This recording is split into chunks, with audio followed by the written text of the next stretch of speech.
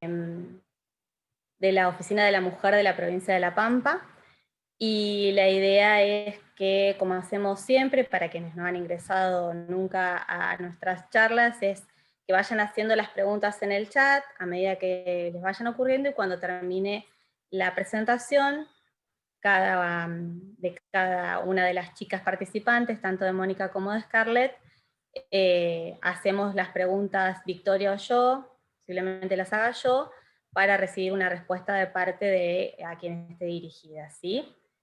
Así que le doy la palabra a Victoria. Bueno, gracias Marian. Les voy a pedir, si me hacen así, si me están escuchando bien por las dudas, se escucha perfecto. Bueno, genial, gracias. Bueno, le damos la bienvenida a todos y todas, les agradecemos el que estén hoy aquí presentes, y nuevamente decirles, y perdón a quienes ya han estado en otros encuentros porque es como que nos repetimos, pero no queremos dejar de mencionar la felicidad que tenemos de poder concretar estos encuentros que ha implicado reunir a mujeres latinoamericanas hablando y discutiendo sobre violencia de género en el marco del Día Internacional contra la Eliminación de la Violencia contra las Mujeres.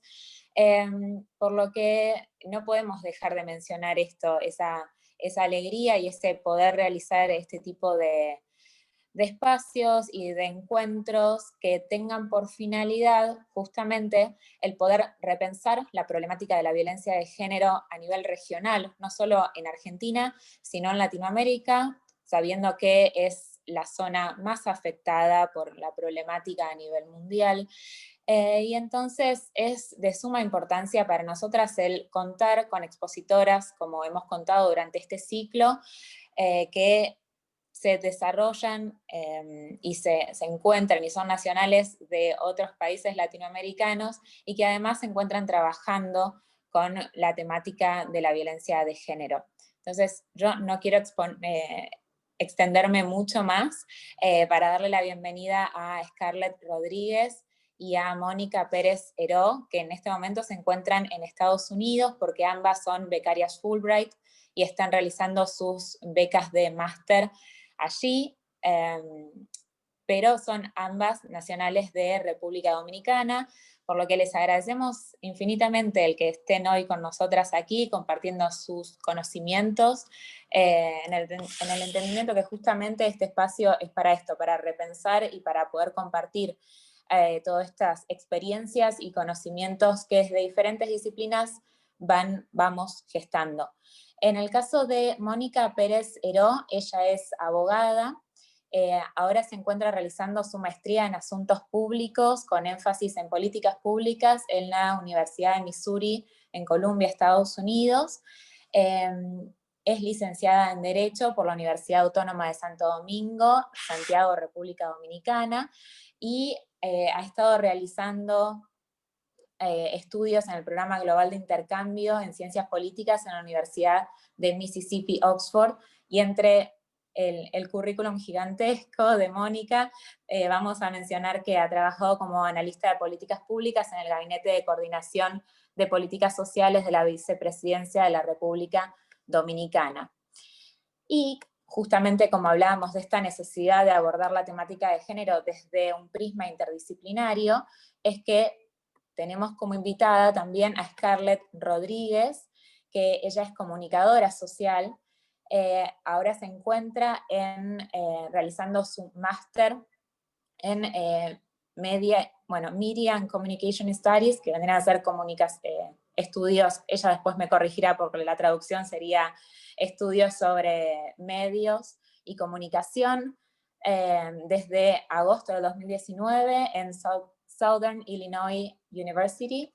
Ella es, como les contaba, licenciada en Comunicación Social Corporativa por la Universidad Pontífica de Católica Madre y Maestra de Santo Domingo, y realizó pasantías como estudiante de intercambio en Ottawa, Canadá, en St. Paul University, y entre su extensa experiencia profesional, laboral, en el momento se encuentra en Estados Unidos realizando tareas como asistente de profesores, y ha trabajado en el Banco Interamericano de Desarrollo y también en el Fondo de Naciones Unidas para la Infancia, en UNICEF, como consultora de comunicación y prensa.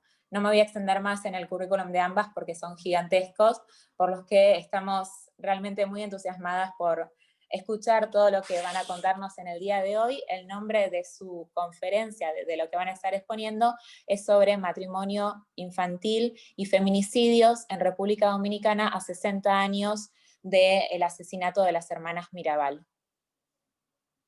Gracias, chicas, las escuchamos.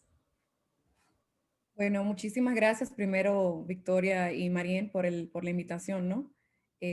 Para hablar hoy sobre temas tan importantes.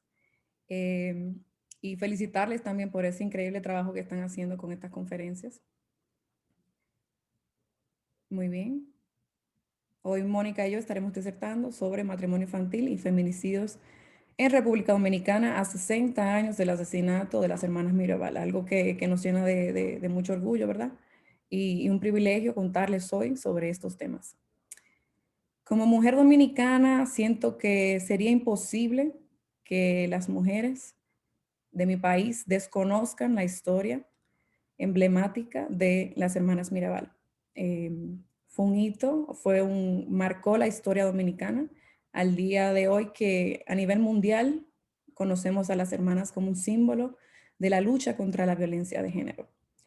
Esta frase de Minerva Mirabal, si me matan, sacaré los brazos de la tumba y seré más fuerte, era lo que ella solía decir cuando las personas le preguntaban sobre su activismo y le avisaban sobre que su vida corría peligro a manos del dictador Trujillo.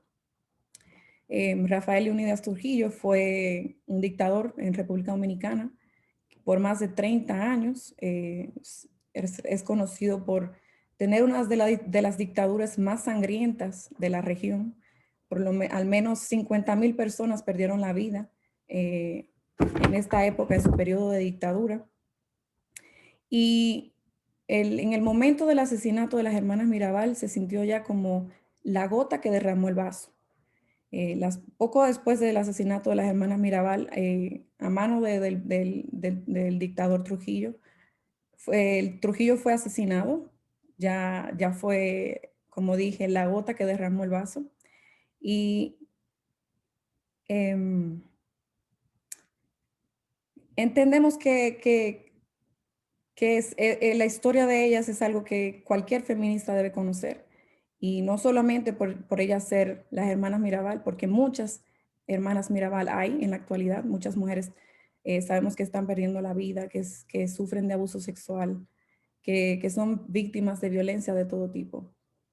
Y es en el 1999 que la ONU convierte este día, el 25 de noviembre, en Día Internacional de la Eliminación de la Violencia contra la Mujer.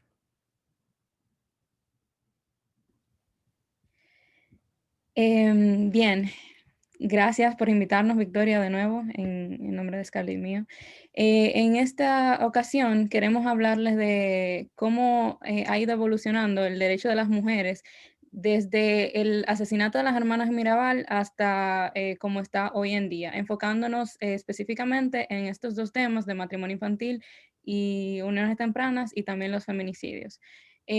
Pero un poco de contexto para saber cómo eran los derechos de las mujeres durante la dictadura de Trujillo.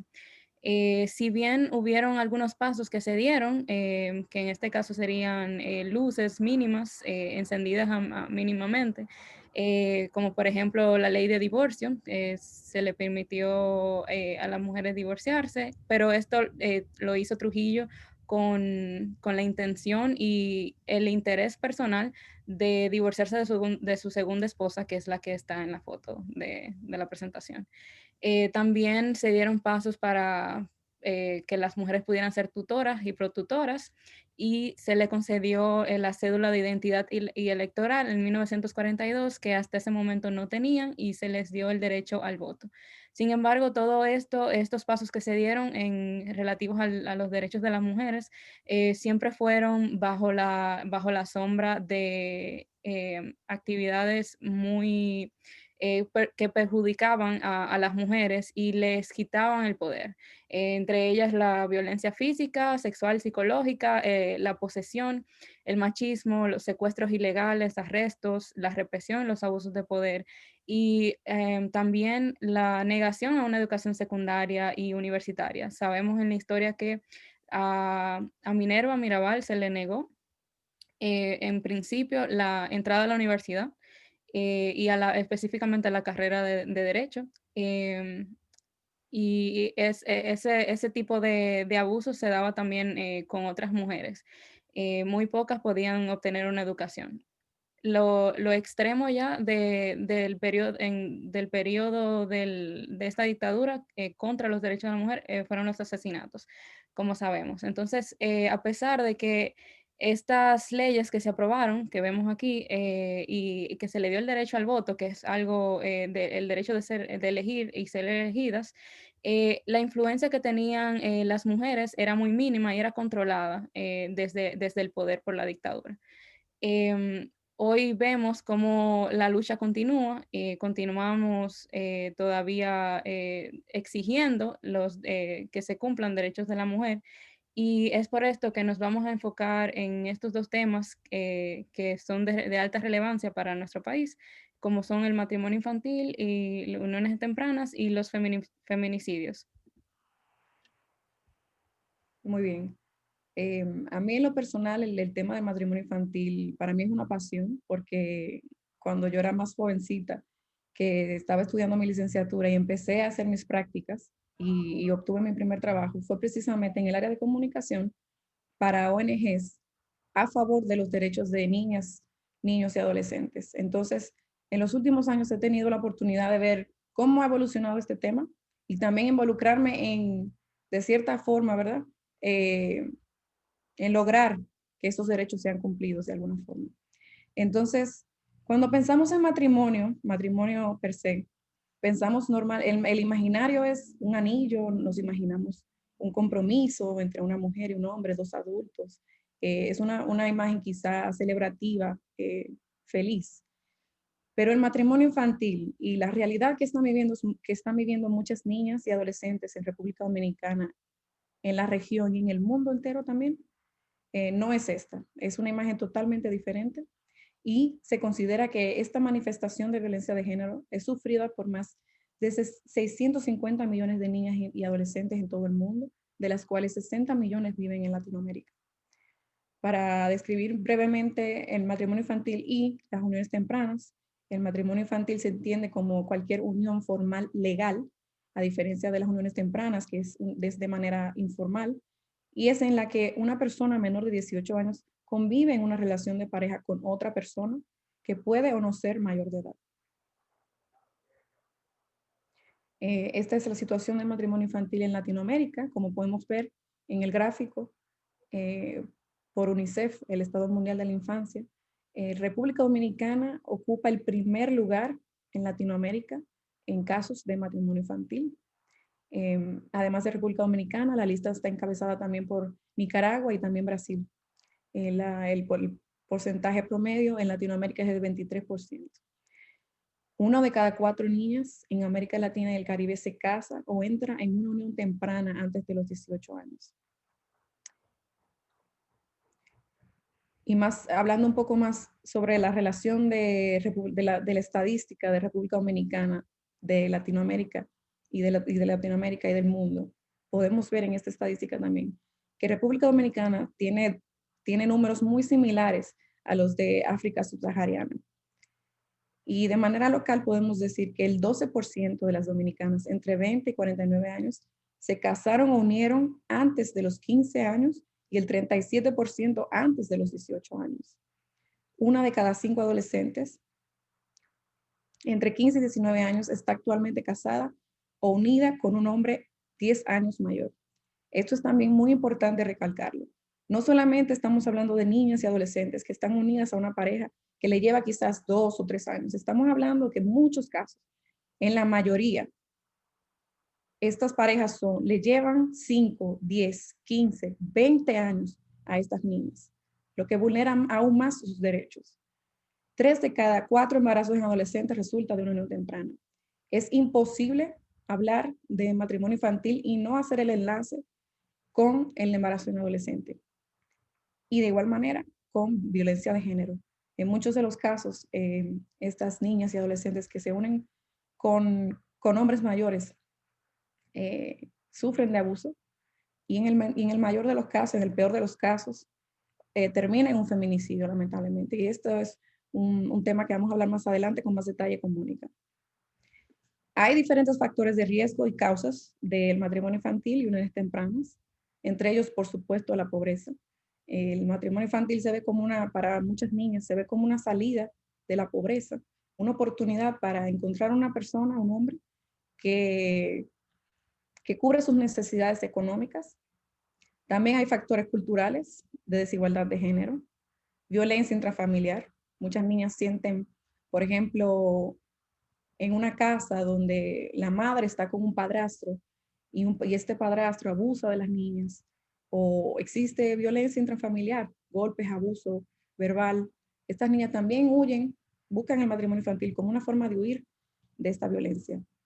De igual manera, en muchos casos estas niñas no acceden a educación y cuando se unen en estas uniones tempranas, lo que surge también es el abandono escolar. O sea, disertan de sus estudios y esto contribuye a que haya aún más pobreza. También la falta de oportunidades de formación y desarrollo. Y también cabe mencionar que las cifras son aún mayores cuando es en zonas rurales, a diferencia de las áreas urbanas marginadas. Y lo más importante, creo, una de las cosas más importantes de lo que voy a hablar hoy, es sobre la permisividad de la ley en temas de matrimonio infantil y uniones tempranas. Entonces, como decía, legislación vigente. Actualmente hay una permisividad de la ley. El Código Civil Dominicano, en su artículo 144, establece que la edad mínima para contraer matrimonio es de 18 años en el caso de hombres y 15 años para las mujeres. Es decir, que actualmente en República Dominicana, una niña de 15 años, con la aprobación de su padre o su madre o la aprobación de un juez, puede casarse, a pesar de que no está preparada ni psicológicamente, ni mental, ni físicamente y mucho menos económicamente. En los últimos años se han hecho muchísimos esfuerzos, estudios, investigaciones, aquí solamente para mencionar algunos, desde diferentes aristas, diferentes dimensiones. Podemos ver que uno de estos estudios indaga en el impacto económico precisamente para el país que tiene el matrimonio infantil. Eso para buscar diferentes razones, para ver cuáles son estas causas, consecuencias y cuáles son las consecuencias a nivel macro y micro del matrimonio infantil y las uniones tempranas. Algo interesante también que el tercer estudio sobre masculinidades y su impacto estudia desde la perspectiva del hombre cómo es el imaginario que piensan ellos sobre esta práctica y es una encuesta que se le hace a estos hombres. Por ejemplo, uno de los resultados es que el 60% de los hombres encuestados de zonas rurales se casó o unió a una pareja menor de edad. En áreas urbanas esa cifra alcanza el 48.5%. Yo siento que este estudio, por ejemplo, es sumamente interesante porque se ignora esa parte de ver qué le incentivó a un hombre a unirse a una niña o un adolescente y ver realmente qué realmente sabe sobre la permisividad de la ley y cuáles son esas consecuencias para esa niña que él se está llevando a su casa, ¿no? También el primer estudio realizado por la Vicepresidencia de la República en conjunto con UNICEF establece que el 35.9% de las mujeres jóvenes entre 20, bueno, ese fue uno de los datos que vimos al inicio. Y en general muchos estudios se han hecho con diferentes contrapartes desde ONG, desde Naciones Unidas, la Unión Europea, el Banco Mundial, diferentes contrapartes se han unido en contra de esta práctica que es el matrimonio infantil. También muchas manifestaciones, como en la primera foto podemos ver un grupo de niñas y adolescentes visitaron el Congreso Nacional, varias veces lo han hecho y yo he tenido la oportunidad de estar presente en una ocasión en el 2017. A las niñas se le dio la bienvenida al Congreso, a la Cámara de Diputados, para ella, desde su voz, contar las dificultades que ellas viven en situación de vulnerabilidad y abogar porque el Código Civil, esta ley que permite el matrimonio infantil, se cambie. En el 2017, el presidente Danilo Medina declaró el 11 de octubre como Día Nacional de la Niña. Y cada año, el 25 de noviembre, se realizan diferentes manifestaciones en República Dominicana, como es esta que vemos en la presentación, la Marcha de las Mariposas, por supuesto, en honor a las hermanas Mirabal, y también para seguir abogando por el cambio en temas de feminicidios y matrimonio infantil. Más recientemente podemos ver que el actual presidente de la República, Luis Abinader, por primera vez se dio su espacio a una niña, como vemos en la foto, para que ella fuera presidenta de la República por un día. Cabe mencionar que nunca, República Dominicana nunca ha tenido a una mujer presidenta. El cargo más alto en la política que se ha alcanzado por una mujer es el de la vicepresidenta. Además de estas manifestaciones, mucho se ha hecho en redes sociales, que es sumamente interesante ver el impacto que tienen las redes sociales para promover el cambio y para exigir el cambio. Muchos hashtags, y pueden ver en Twitter, se han hecho muchos, como se llaman, tuitazos. En un día específico, muchas personas, muchas instituciones que se unen en contra del matrimonio infantil empiezan a tuitear mensajes claves para abogar por este cambio, utilizando hashtags como 18 mínimo para casarse, niñas no esposas y no me casen, que recientemente en el Día de la Niña, el 11 de octubre, muchas jóvenes dominicanas, incluyéndome, hicimos publicaciones en nuestras cuentas exigiendo que se cambie de una vez por todas esta ley que permite el matrimonio infantil en nuestro país. Pues, ¿qué se ha logrado luego de tantos años de luchar, verdad? Y de tanta inversión de tiempo, de recursos. El 16 de noviembre, algo sumamente positivo, el presidente rechazó el matrimonio infantil de manera pública y llamó al Congreso Nacional a derogar las excepciones dispuestas en el Código Civil. Además, creó un gabinete de niñez y adolescencia para atender a este asunto, que será presidido por la primera dama. Luego, días después, el 18 de noviembre, la Cámara de Diputados aprobó a unanimidad en 2 lecturas consecutivas la eliminación de este artículo. La iniciativa de ley aprobada por los diputados también deroga el artículo 145, que busca la eliminación de uniones tempranas en República Dominicana. Ahora falta que el Senado de la República Dominicana apruebe este proyecto de ley, algo que por mucho tiempo muchas personas, sobre todo mujeres, han luchado para cambiar. Para mí esto es un hito personalmente, definitivamente es un gran paso, pero mucho se ha debatido de qué tanto realmente cambiaría esto, la realidad, ¿no? Porque como habíamos dicho, las uniones tempranas se dan también fuera del matrimonio, ¿no? O sea, la verdad es que con el cambio de la ley no se cambia el panorama completo. A partir de ahora es que viene el trabajo duro de cambiar la cultura machista, de educar, de abogar por la educación sexual en las escuelas, por abogar para que se eduque a las niñas y adolescentes sobre sus derechos sexuales y reproductivos, sobre autoestima, para que ellas entiendan que su cuerpo no es un objeto, que ellas deben cambiar por un valor económico, por nada, que ellas tienen el derecho de elegir cuándo y con quién y cómo lo quieren hacer. Ahora pasaremos a hablar sobre feminicidios.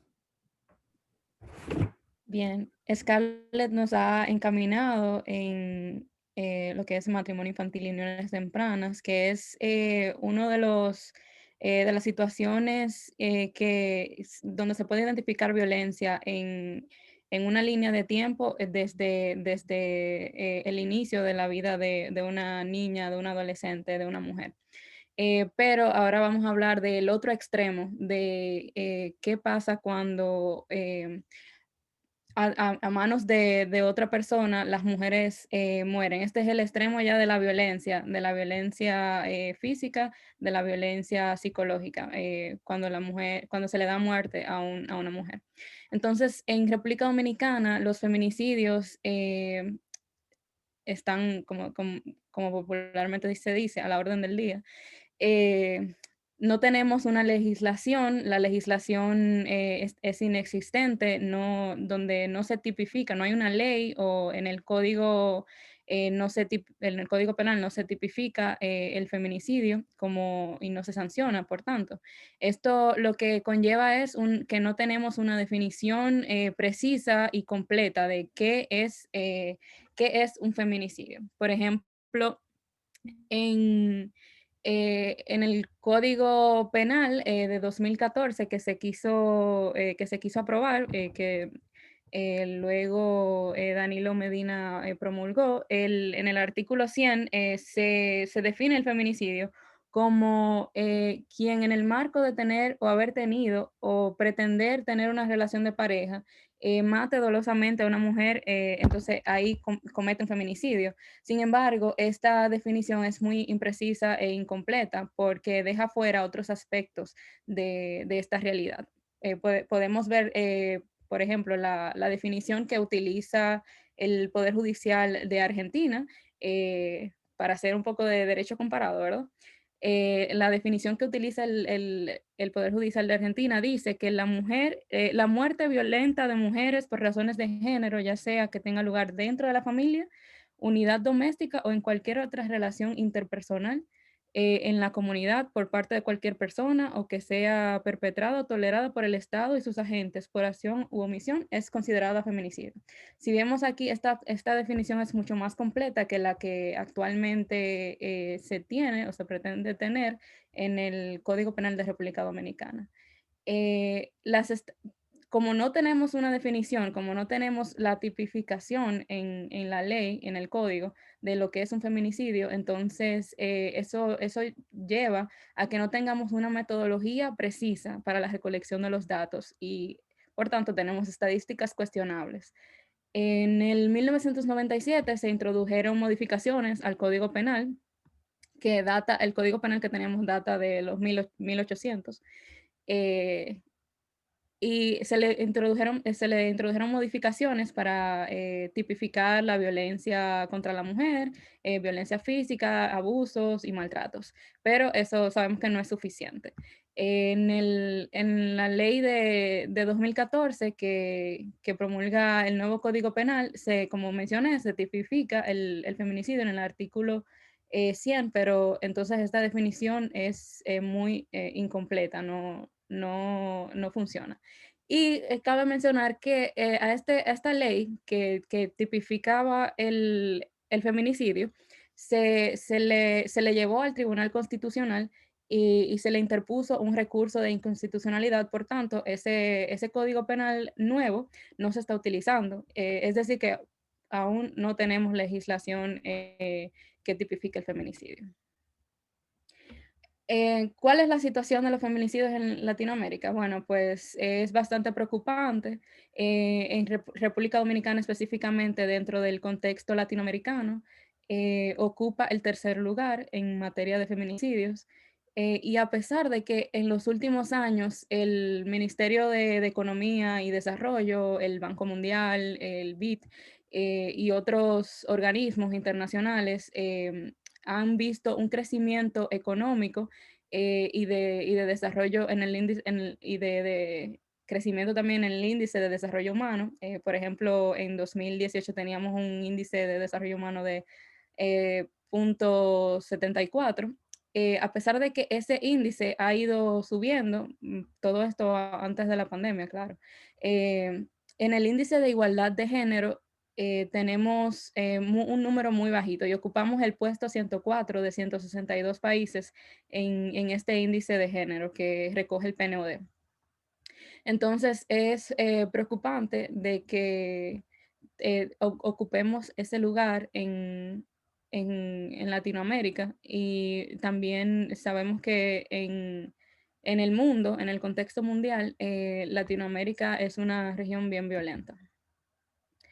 La situación de los feminicidios en República Dominicana específicamente, como había mencionado anteriormente, las estadísticas son cuestionables y es por esto que muertes ocasionadas por la pareja o expareja de la mujer y los feminicidios distan de los números. Aquí podemos ver cómo los datos que fueron provistos por la Procuraduría General de la República, que los recopila también la CEPAL, distan unos con otros a través de los años. Y este fenómeno aún no ha ido disminuyendo significativamente, sino que se ha mantenido y en muchos casos ha aumentado. Sin embargo, como sabemos, los feminicidios son el extremo de la violencia. Hay otros tipos de violencia que preocupan y que también hay que prestarles atención, como por ejemplo la violencia física sin resultado de muerte.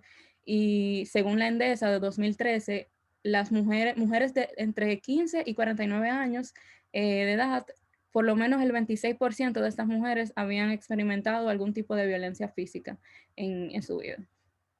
De 2017, los datos de la misma Procuraduría General de la República dicen que hubieron 59.000 denuncias de violencia de género, 5.800 delitos sexuales y 17.148 órdenes de protección en 2017. Y solamente de todos estos números, solamente el 4% de estas denuncias llegó a los juzgados y apenas 2% fue sancionado, según datos del Centro de Estudios de Género del INTEC, datos del 2018-2019. Esto es preocupante y a pesar de que las instituciones del Estado tienen claro su objetivo de disminución de la violencia y de parar, hacerle frente a esta realidad social, quisiera enfocarme brevemente en el rol que tienen los medios de comunicación, que regularmente se quedan invisibilizados y no se traen a la conversación, no se sientan con las demás instituciones a conversar de su participación en la perpetuación de la violencia y de perpetuar este imaginario, esta cultura de violencia. Entonces, aquí tenemos dos titulares de violencia, de noticias que aparecen en periódicos de circulación nacional en República Dominicana, y yo hago la pregunta abierta, o sea, ¿qué en estos dos titulares, qué ustedes ven que no le cuadra o que entienden que está mal, o sea, como que no les suena, no, hay algo como que no cuadra? ¿Qué ustedes ven? Lo dejo abierto a los que nos acompañan, y Scarlett también si quieres intervenir, para ver, o sea, analizar y desmenuzar un poco estos titulares. ¿Ahora mismo decís, Mónica? Sí, claro, ahora mismo. Bueno, pueden desmutear si quieren los micrófonos para opinar. A mí me suena la palabra concubina como si fuera algo diferente de, no sé si alguien más, o sea, como que concubina no se asemeja a pareja, mujer, a quien fuera, ¿no? Exactamente, sí. Esa es una de los elementos. Si alguien más tiene otra opinión. ¿Se puede? Yo también. Ah, perdón. Sí. No, dele usted primero. No, está muy bien, adelante, te escuchamos. Está bien. Que en ambos casos se puede ver cómo esa agresión va de forma directa a una persona que se podría catalogar como su pareja. O sea, como que es violencia de primera mano que viene recibiendo la persona. Exacto, sí. Victoria, ¿querías decir algo? Sí, tal vez tiene alguna cuota de subjetividad esto que voy a decir, pero también al momento de leerlo aparece como una descripción de, bueno, envían a prisión a un hombre acusado de, como que pone un manto de sospecha de, está acusado, en realidad no se sabría, aquí el periodismo siempre usa en potencial todo justamente para eximirse de responsabilidades. Entonces ese tipo de titulares como que no tienen un impacto de decir, no sé, o ya poner la palabra femicidio, que lo vemos mucho en las noticias en Argentina, aquí tampoco no aparece la palabra ni feminicidio ni femicidio, como que lo pone muy light, muy tranquilo. Sí, exactamente. Y precisamente eso. Hay una pregunta más acá, Nicauris Montero dice, no se asume la perspectiva de género al informar la noticia. Exactamente. Entonces, como bien Marian mencionó al inicio, concubina, cuando leo la noticia no me transmite que fue una mujer que murió. O sea, fue una persona que es madre, posiblemente es madre, que es hija. No me transmite el lado humano de la víctima, simplemente está diciendo que este hombre mató a alguien, pero no transmite el lado humano de esa víctima que sufrió la violencia. De igual forma, cuando leemos, o sea, nos dan datos muchas veces innecesarios que caen en el amarillismo, en el sensacionalismo, simplemente para vender una noticia. Y precisamente esto, como mencionó Nicauris, nos falta la perspectiva de género al momento de comunicar. ¿Y por qué esto es relevante? Bueno, pues porque estas informaciones son las que consumen los ciudadanos, las ciudadanas, a través del periódico impreso, a través de las redes sociales, a través de la televisión, de la radio. Entonces, si no tiene esta perspectiva, no, vamos a continuar perpetuando la cultura de violencia y la cultura machista. Entonces, es necesario que se tomen medidas para que los periodistas y los medios de comunicación incorporen la perspectiva de género.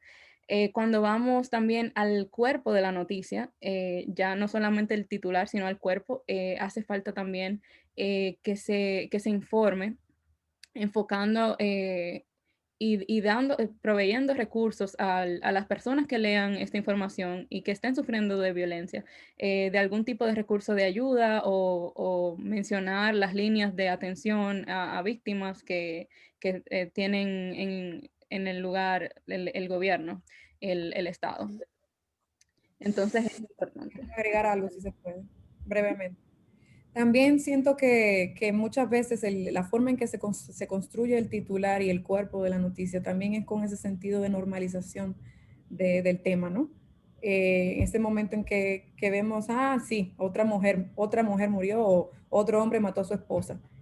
Y no se le da ese sentido, esa importancia de cuál fue la razón, de quién es esta mujer, ¿verdad? ¿Qué hay detrás? Y por otro lado también, conversar un poco sobre uno de los titulares que normalmente, popularmente se utilizan, al menos en República Dominicana, de crimen pasional. No sé si lo han escuchado los demás colegas de otros países de la región. Muchas veces en los medios de comunicación de República Dominicana se usan titulares como hombre comete crimen pasional, sí, y eso ha generado mucho debate y siento que muchas personas han cambiado su punto de vista con el tiempo, porque realmente no hay nada pasional al respecto de esto, de un hombre matar a una mujer, de un hombre cometer un feminicidio. No hay, en mi entender, no hay ningún tipo de pasión en esta manifestación. Y es algo que ha causado mucho debate, que yo entiendo que con el tiempo las personas, los lectores también han exigido a los periódicos a tener más responsabilidad a la hora de construir esos titulares y también el contenido del cuerpo. Es así. Agrego a Scarlett, si me disculpas, y Mónica, me disculpan las dos, que Miguel Vargas justamente dice esto, que la prensa reduce el fenómeno del feminicidio a un simple acto de violencia y no existe la preocupación de la violencia de género en los intitulados, ¿no? Creo que es un poco lo que estaban diciendo. Sí, muy importante resaltar eso. Y también, o sea, resalto que deben de proporcionar información que ayude a la prevención, no simplemente informar el hecho que ha ocurrido, sino como proveer recursos que a las víctimas y a las personas que están leyendo cambien ese pensamiento. Bien, entonces ¿qué estamos haciendo con relación a los feminicidios, a la violencia de género en República Dominicana? Aquí menciono planes y estrategias importantes de las más macro que se están haciendo en República Dominicana. En 2012, por ejemplo, se aprobó la Estrategia Nacional de Desarrollo con una visión hasta 2030. Y allí toma en cuenta la perspectiva de género, la interseccionalidad y la importancia de la transversalidad de la perspectiva de género en todos los planes y estrategias que se vayan a realizar y a diseñar desde el Estado. También tenemos casas de acogidas y líneas de atención a víctimas. Estamos circunscritos a los objetivos de desarrollo sostenible de las Naciones Unidas. Específicamente el Ministerio de la Mujer tiene la tarea de dirigir el ODS 5, que es sobre igualdad de género. Y también en el año pasado se terminó de diseñar la tercera versión del Plan Nacional para la Igualdad de Género, que es el Plan E3, que también dirige el Ministerio de la Mujer de República Dominicana. También hemos ratificado la convención, la CEDAW y la Convención Belén do Pará. Si bien son aplaudibles estos esfuerzos para incorporar el enfoque de género y la transversalización en todos los planes que se hace necesario dar un salto a la realidad y abordar garantías de derechos humanos desde la acción, desde la implementación efectiva de políticas públicas que vayan enfocadas en la eliminación y la prevención. Entonces, ¿qué nos falta por hacer?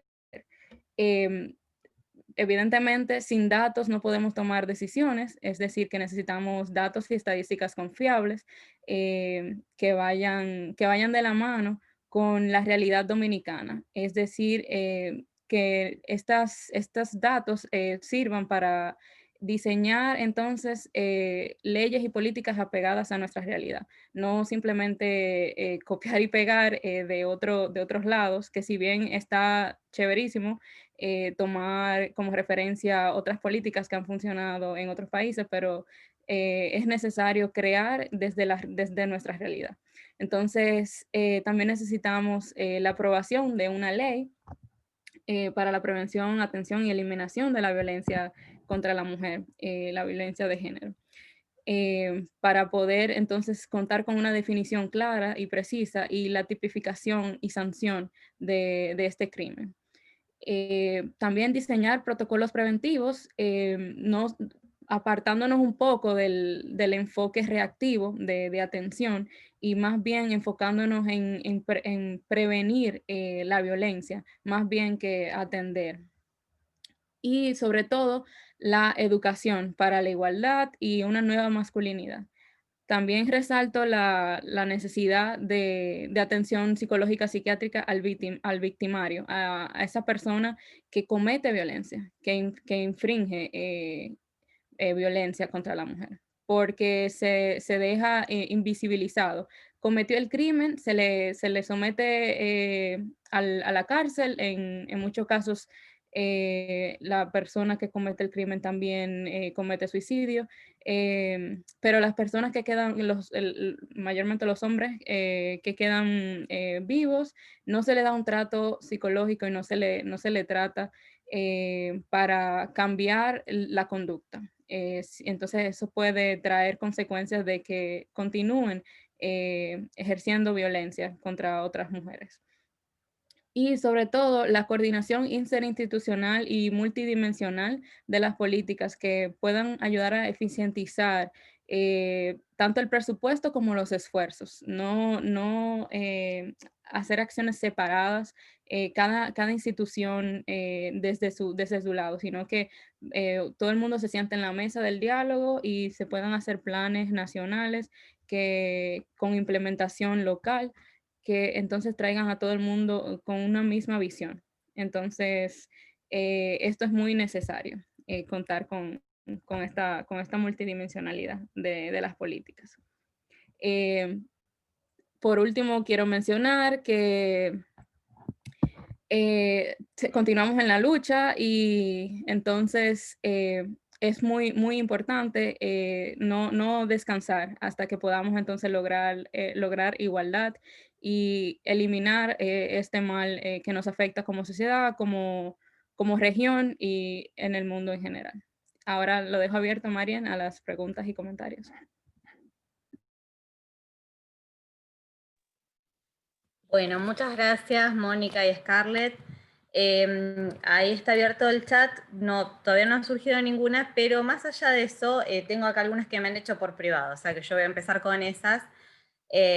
Bueno, aparece una de Vicky, arranco con una de privado y ahora sigo con la de Victoria. Una se refiere a por qué creen que solo el 4% de estos de las denuncias llega, el 4% de las situaciones de violencia, ¿no? Llega a la denuncia y solamente el 2% a sanción. O más, mejor dicho, ¿por qué creen? O sea, que faltan leyes, fallan las leyes, falla el sistema, falta sistema para aplicar, para prevenir, para sancionar. ¿Cuál sería la problemática ahí?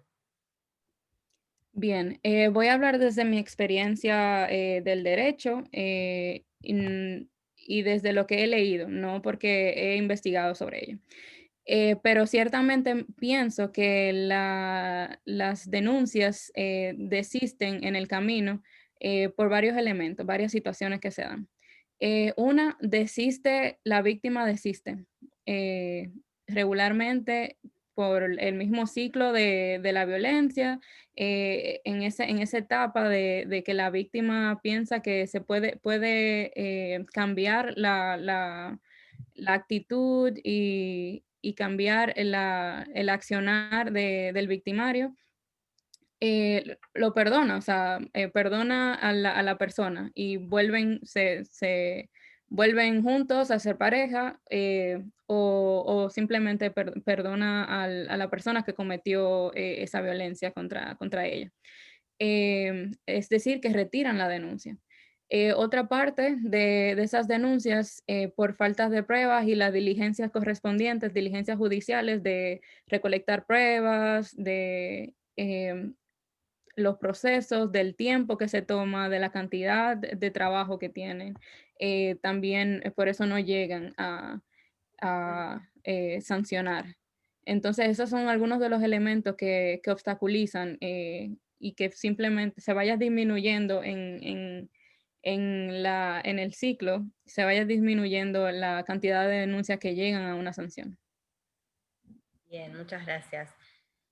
Acá pregunta Victoria, o dice y después hace la pregunta, ¿no? En Argentina la ley 26.485 de protección integral hacia las mujeres menciona la violencia simbólica como uno de los tipos de violencia de género y la violencia mediática como una modalidad en que esta violencia se manifiesta.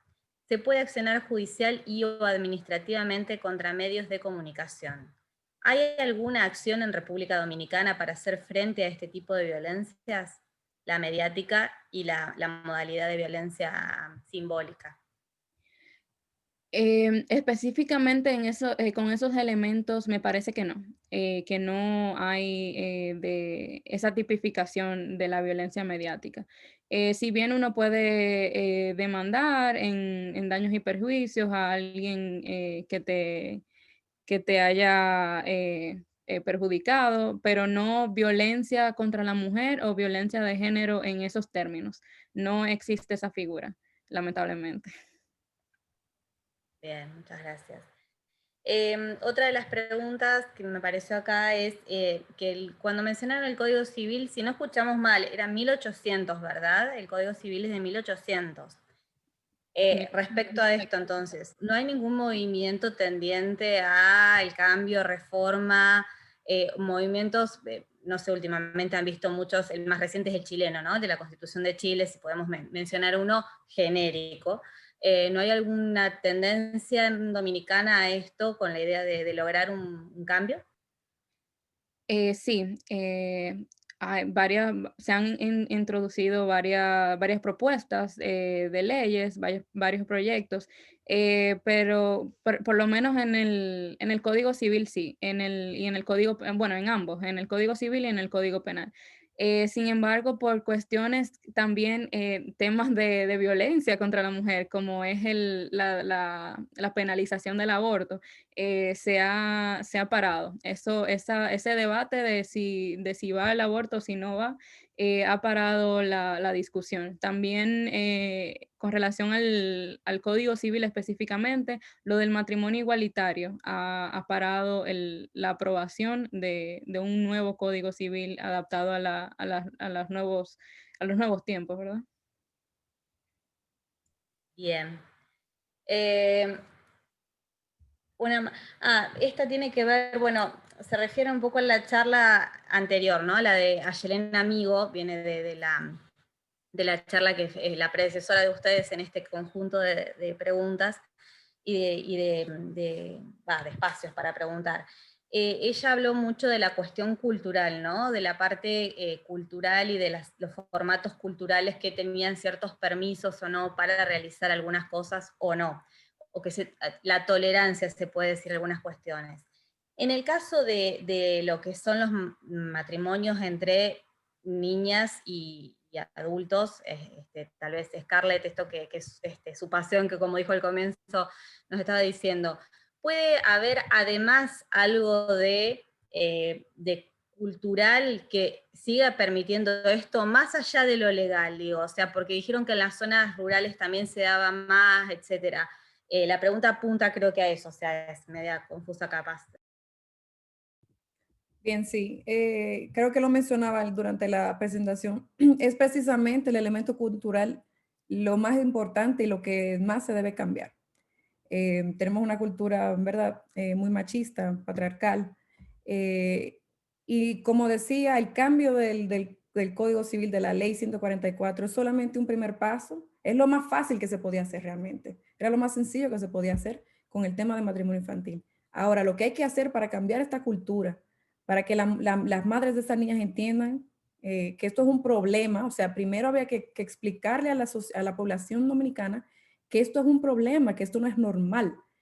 Muchas personas entendían que eso era normal, sobre todo en las áreas rurales, que un señor se case con una niña, que quede embarazada y que deje la escuela, lo veían como algo normal y tradicional. Incluso yo creo que aún mi abuela es de la generación ¿verdad? Si una mujer llega a cierta edad y ya no tiene un hijo, lo ven como algo malo, algo raro. Entonces el elemento cultural es algo que se debe cambiar, no solamente desde el punto de vista de la niña y de la mamá, sino también del hombre, sobre todo también del hombre. Bien, muchas gracias. Miguel Vargas, bueno, dice magistral y creativa exposición por parte de Scarlett y Mónica, felicitaciones.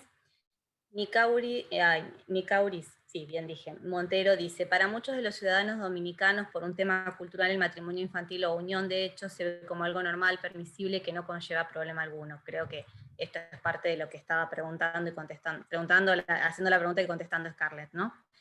Y yo agrego una pregunta más que viene a raíz de, no sé si alguien más va a hacer preguntas, pero mientras la agrego, que viene a raíz de lo último que estaba diciendo Mónica respecto de las distintas convenciones internacionales a las que ha adherido República Dominicana, específicamente Belém do Pará.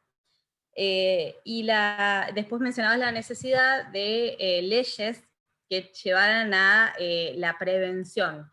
Y ahí, además de, digamos, más que una pregunta y una disensión, pero no con vos, o sea, es lo que ha pasado acá en Argentina y saber qué es lo que opinan ustedes, si realmente es necesaria, porque nosotros también somos parte de la Convención de Belém do Pará, y acá tuvo que hacerse la famosa Ley Micaela, que es por la que hay una capacitación, les hablaba recién en el chat por privado, una capacitación obligatoria para todos los empleados de la administración pública, ¿no? Indistintamente de la jerarquía, teniendo en cuenta una situación de un juez que, sin tener perspectiva de género, deja en libertad condicional a un violador, a un hombre condenado por 2 veces por violación, y termina ese hombre violando y matando a Micaela García, que es la que le da el nombre a la ley después.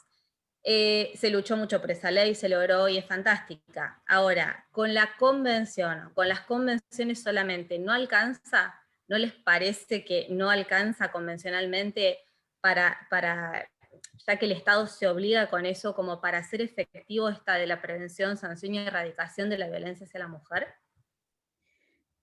Bueno, pienso que las convenciones internacionales y los acuerdos internacionales que se firman colocan el tema en la agenda, pero se hace necesario tener leyes locales y nacionales, como bien mencionaba, que estén apegadas a la realidad.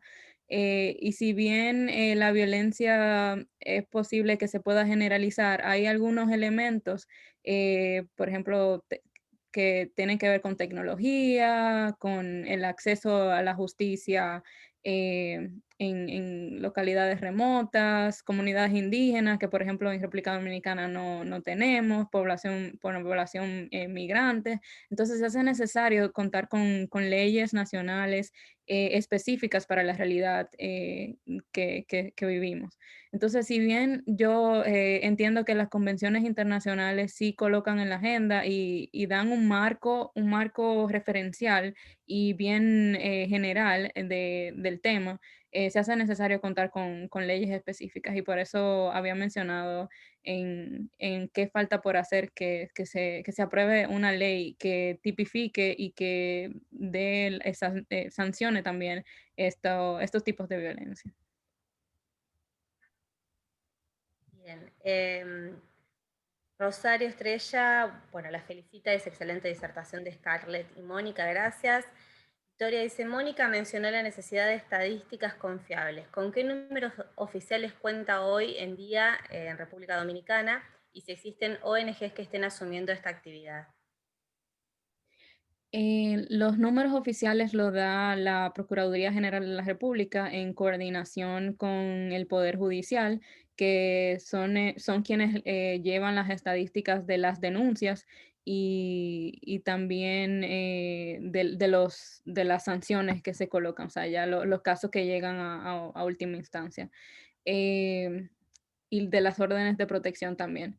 Estas son las estadísticas oficiales. La Oficina Nacional de Estadística también tiene estadísticas, pero son más estacionales, o sea, van cada 2 años, 3 años en el censo, estadística de encuestas de 5 años, temporalidad de 5 años. Entonces, también se tienen esas estadísticas, pero igual como mencionaba, cada una tiene su metodología de recolectar la información y por eso hay disparidad en la información. La Procuraduría puede decir que en este año ha habido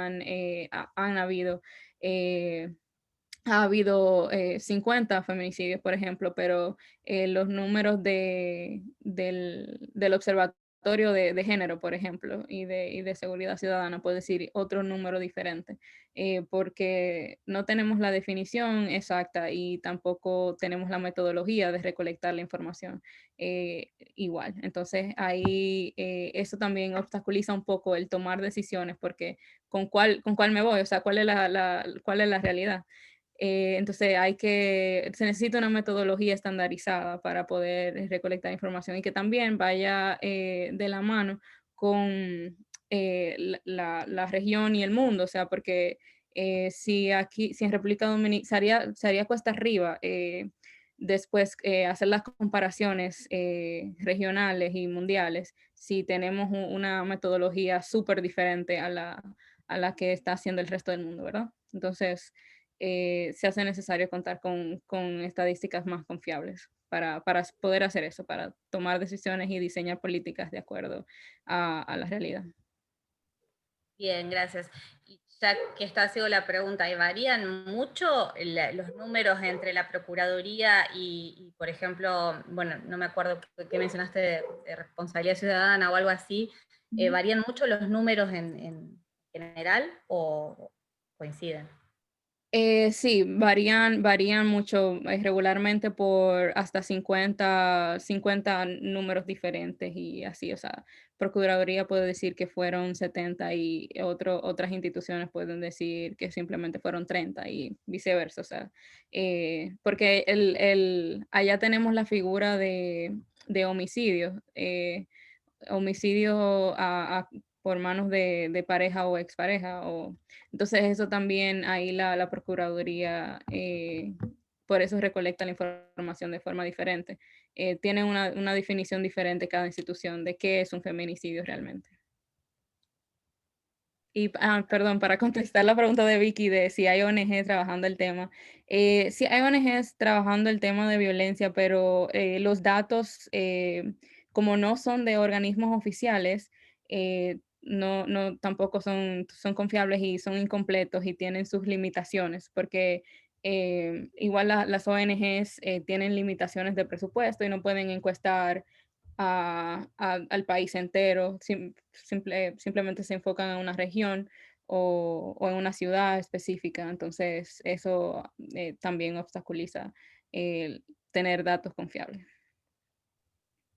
Bien, muchas gracias. Acá Mikauris agrega que el sesgo de esos datos es muy grande, lamentablemente. O sea, lo que estabas diciendo vos, o sea, me contestó la pregunta mientras yo la preguntaba. Bueno, no sé si alguien más tiene alguna pregunta, consulta, algo para agregar. Desde ya, bueno, el gracias de ustedes es mucho más grande de parte de nosotros. Realmente ha sido súper interesante y vuelvo un poco a las palabras de Vicky al comienzo, ¿no? Que realmente la posibilidad de conocer realidades de otros países, situaciones de otros países, específicamente este tema de matrimonios infantiles que acá por suerte no lo tenemos instalado de esa forma, por ejemplo, a ver, no podemos decir que no pueda llegar a pasar, es simplemente que no está legalizado de la forma que ustedes lo tienen y ha habido bastantes cambios legales que han ayudado. Realmente nos hace poder observar con otra perspectiva las cosas buenas y las malas que tenemos también, ¿no? Porque de todo esto se saca los pros y las contras. Acá las está felicitando alguien que se identifica como 1, 2, 3, 4, que no sé quién es, muy interesante. Micaurus también las está felicitando, muy atenadas las intervenciones. Vicky, no sé si quieres decir algo para cerrar, ya que ha sido tu compañera. Gracias. Bueno, gracias chicas, agradecerles nuevamente a Mónica y a Scarlett. Es repetirnos nuevamente, pero realmente es una oportunidad única para nosotras y nosotros el poder escuchar todo lo que nos estuvieron contando en el día de hoy. Nos vamos con un montón de cosas que no sabíamos, que nos dan ganas de seguir investigando. Y de esto se trata justamente, de tener este tipo de oportunidades para repensar lo que está pasando en nuestra región y de también, y por sobre todas las cosas, de pensar en qué cosas podemos seguir trabajando o mejorando, porque es desesperante el acrecentamiento de esta violencia de género con nuestros cuerpos y nuestras mentes y nuestras vidas. Entonces les agradecemos enormemente por el tiempo, por esta presentación impecable que habla de un nivel de preparación y de profesionalismo que la verdad nos sacamos el sombrero desde aquí y las felicitamos, las abrazamos desde Argentina y esperemos que podamos estar nuevamente en contacto en breve. Gracias a ustedes y a la orden siempre. Muchas gracias y a la orden para cualquier colaboración. Gracias, y gracias a quienes han estado presentes, a todas las personas que han estado presentes. Muchas gracias. Damos por finalizada entonces la reunión. Chao, hasta luego. Gracias, adiós.